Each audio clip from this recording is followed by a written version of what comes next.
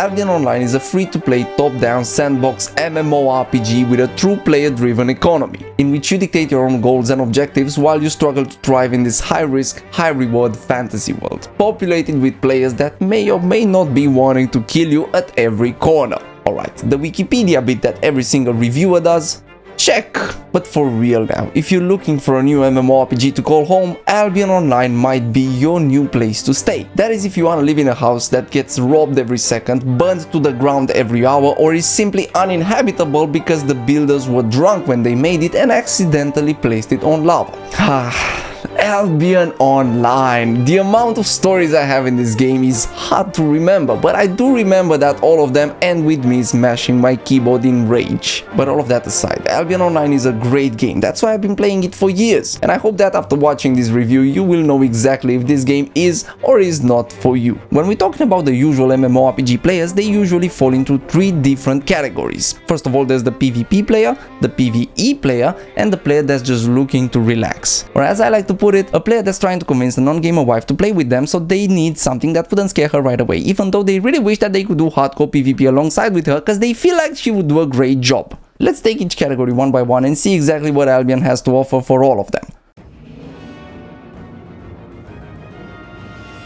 I feel like this is where Albion truly shines, and as a game that advertises itself by mainly focusing on the PvP, it better shine. In terms of PvP, Albion Online offers the most diversity. Though we need to clarify something before we go into this. The PvP in this game has two main forms, lethal and non-lethal. The lethal form means that you get killed and lose every single thing that you have on you except the silver or gold. The non-lethal form means that you don't really die but just get knocked down, so at the end you don't lose anything. Now with that out of the way, let's focus on what this game has to offer. First of all, there's instanced and structured PvP. This comes in multiple forms. Hellgates. Hellgates are 2v2s, 5v5s, 10v10s or 20v20 matches that take place in a PvE dungeon in which the winner gets it all, depending if it's lethal or non-lethal. Corrupted dungeons. This is something unique to Albion Online, or at least I'd never seen it in any other MMORPG. Corrupted dungeons offer a mix between PvE and PvP. Basically, they are dungeons that are controlled by demons, and you as a player doing them can decide at the very entrance to ally with the demon or not. If you decide to take the contract and become an ally, the demon will send you on what's basically a mission to go and kill somebody else that is doing another one of those dungeons in an event called Invasion. This is basically instanced 1v1 PvP matchups taking place in a PvE dungeon in which the winner gets it all if it's lethal or gets some of it if it's non-lethal. And last but not least, when we're talking about structured PvP, there is the arena. Think about the arena just like you do in any other MMORPG. This only allows you to do 5v5 matches though. This game mode is generally pretty populated, with queue times ranging between 1 minute as a healer or 10 minutes as a DPS. And the second big category when we're discussing PvP, the non-structured PvP. But this is where the game truly shines, but just like the first category, we have to clarify something first. The world of Albion is divided in multiple districts, called zones. There's a blue zone, a yellow zone, a red zone, and a black zone. Each of those zones has similarities to every other zone, but they are different in concept to each other. For example, in the blue zone you are 100% safe, nobody can attack you and you can safely do your content without worrying about PvP. In the yellow zone, people can attack you if they flag up for PvP, but the PvP will result just in a knockdown, not in a death, meaning that you won't lose anything, so it's non-lethal. Then there's the red zone. The red zone is very similar to the yellow zone in the fact that people need to flag up in order to PvP. The only difference being that PvP does result in a death, so you lose everything that you have on you. And just to further clarify, out of the two players fighting in a PvP match, just one of them needs to be flagged up. So even if you didn't flag up for PvP, a flagged up PvP player can just come and kill you even if you didn't sign up for that, if you're in the red zone, or can just attack you if you're in the yellow zone. Let's now discuss the final zone, the black zone. The black zone is a free-for-all. Everybody can kill everybody else except for allies or party members. In each of those zones except the blue zones, you can practice ganking, solo PvP, group PvP, skirmishes or huge ZVZ wars. Each of those activities are not structured, meaning that you have to organize them yourself with little to no help from the game.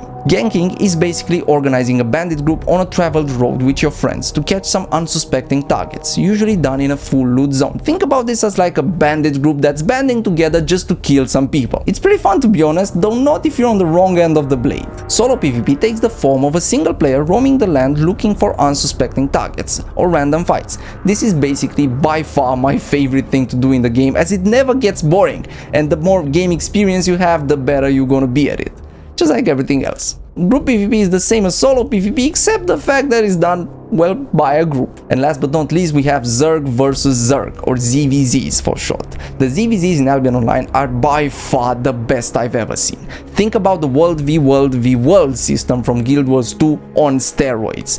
Basically, you get a giant group of players fighting another giant group or multiple groups. The specific builds that work for this type of content, it gets really complicated with baits, bomb squads, and simply amazing coordination between the party members. But don't let all that complexity scare you away. This is one of the easiest contents to get yourself into even as a brand new player. In terms of PvE, Albion still has a lot to offer, though not as much as in terms of PvP. There's three main categories: solo content, group content, and giant group content, or big group content as the game puts it. For solo content, there's solo dungeons, basically randomized dungeons with rewards coming in the form of chests made for a single player. The dungeons are somewhat safe, though if done in a full loot zone they can be accessed by players looking for PvP, though there is a way to avoid that by waiting at the entrance of the dungeon for 90 seconds. Then the dungeon entrance will close, and nobody else could enter after you. Solo open world content, mainly coming in two forms: mob hunting or Roads of Avalon chests. In hunting mobs, a player goes and hunts mobs. You do that in order to get fame, which is basically the experience in this game, and loot. And in the roads content, well, this gets more complicated. Basically, the Roads of Avalon are some portals that connect to an in-between world that allows you to traverse massive distances in the land. Well, in these portals you can find solo static dungeons, meaning that they won't ever close unless completed, and solo chests. They're basically open world dungeon like PvE that you can do solo or with a very small group. Talking about groups, Albion has to offer somewhat the same thing as for solo players, basically group dungeons and group chests in the Roads of Avalon. The mobs are definitely not worth hunting with a group, though you could do world bosses, which yes, Albion has those as well, though they're not that big of a deal in this game. Now where it gets interesting again is where we're talking about big group content. Here you have giant Avalonian raids with insane rewards and incredibly tough mobs. Basically, every single mob is tougher than any boss you've fought so far. Here a team of 20 players come together in a very organized manner, each fulfilling a certain role, with scouts guarding the entrances, DPS melting the mobs, stun lockers, 2 tanks so they can swap aggro and do some difficult pulls. Honestly, this is a game in itself. And while they're not as good as World of Warcraft raids, they feel more important because at any time you can die and lose every single thing that you have on you if a group of cankers come in. And the last category, the gamer that wants to relax.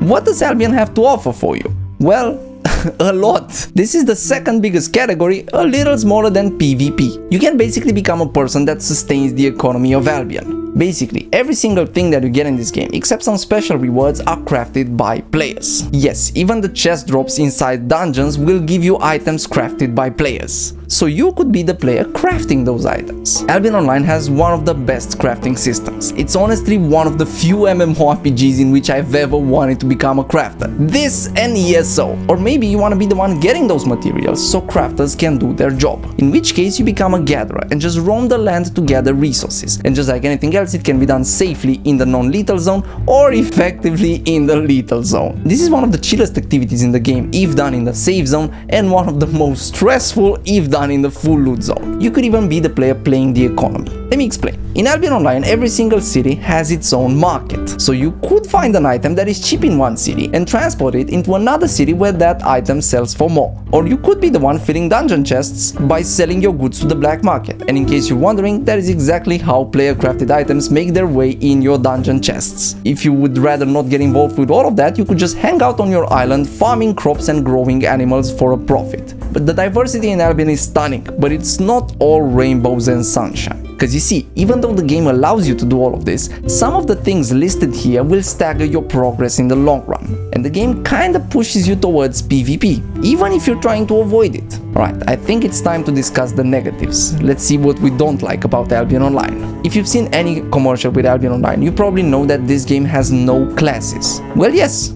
but no. Let me explain. The game itself doesn't ask you at the beginning what class you want, but the class itself is determined by what gear you put on you. Meaning that to become a mage, for example, you have to equip items fit for a mage, like a staff, a robe, stuff like that. Basically, you need to think about the armor as a set of abilities, with each item you have on giving you one or more abilities. In this game, you don't grind to get that shiny new armor cause you like it. You get it cause you need the ability it provides. Now, that seems awesome, cause it honestly allows you to play whatever you want. A plate-wearing mage that can become a giant? Check. An archer with cloth armor? Check.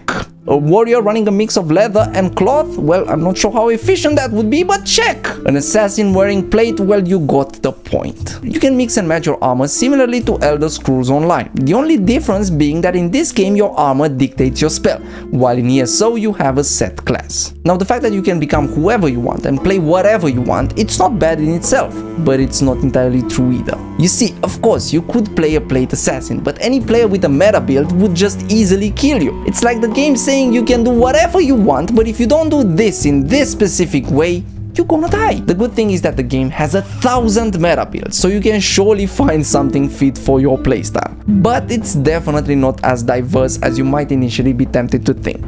The other criticism I have about this game is the fact that the same thing mentioned with the meta builds kinda apply to the content overall. If you are a player that wants to chill on their island from day one of playing Albion, well, I gotta be honest, you'll never progress in this game. Even though it seems like you can take your own path, well, if the path that you take is very different from everyone else's path, you will probably end up just playing to pay for the monthly premium without getting anything back. For example, if you want to be able to unlock that cool build, you have no chance to do that by just staying on your island. And if you want easy silver, you kinda have to PvP. Now, the good thing is that the game itself offers a lot of variety in terms of efficient play, but it's definitely not as much as you might initially think. And talking about premium, what is that and is it required? Well, premium is a subscription that you can choose to activate that makes you progress faster. You get more XP, more silver, more of everything. You can pay for this subscription either with real life money or with in-game currency. It's kinda required, but the game does give you 3 days of free premium whenever you first start off, in which, if you do things right, you could get the silver you need for the full month. Or if you made it this far in the video, you could just comment #GiveMe and your in-game name, and I do happen to have some 7-day premium codes that I can give to you. Though you gotta know, even though you kinda need this premium, and initially you might need to pay for it with real life money, in the future, it's really easy to pay for it with in-game silver. And luckily for you, we've been making Albion content for the past year, and I have all the guides that you can dream of on this channel right here. So if you want to pick up this game and you're just worried about making the silver that you need for premium, for example, well, we have plenty of guides explaining exactly how you as a new player can do that on this channel right here.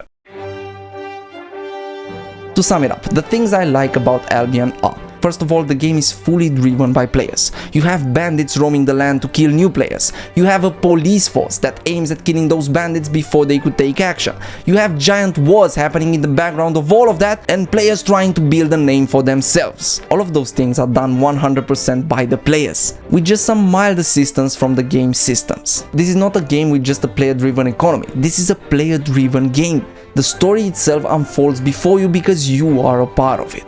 The second thing that I like about this game is the fact that it offers you a lot of build diversity.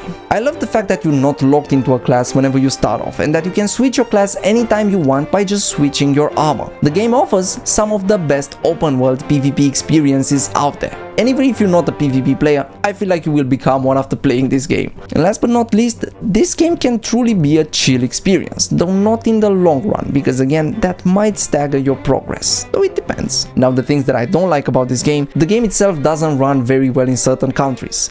Personally, I don't have that problem, but I do have to mention it just to let you all know. You have a lot of freedom in this game, but not as much as you might initially think when it comes to build crafting. the game being a full loot open world League of Legends like MMORPG, you can expect some toxicity from certain players. Now, to end this video, I want to answer a question that you might be having after watching this, or at least it's a question that I would have whenever I'm switching to a new MMORPG. Is Albion Online pay to win? In my honest opinion, nope. But if you guys want me to go into further details, because there's a lot that we can talk about this, let me know in the comment section down below and I'll make a separate video discussing just that. It's a very big topic in itself. Thank you so much everybody for watching. If you liked it, make sure to like and subscribe, as that helps me out a lot. Also, let me know in the comment section down below what games you want me to cover next. We truly appreciate y'all. If you want to see more of this game, I strongly suggest you check out our Let's Play channel, where you can see exactly how this review was recorded. Or if you're just on the toilet and maybe want to watch something quick, here's a Clips channel. Hey, nobody's judging. Everybody poops, alright? Thank you so much for watching. I hope to see you all next time.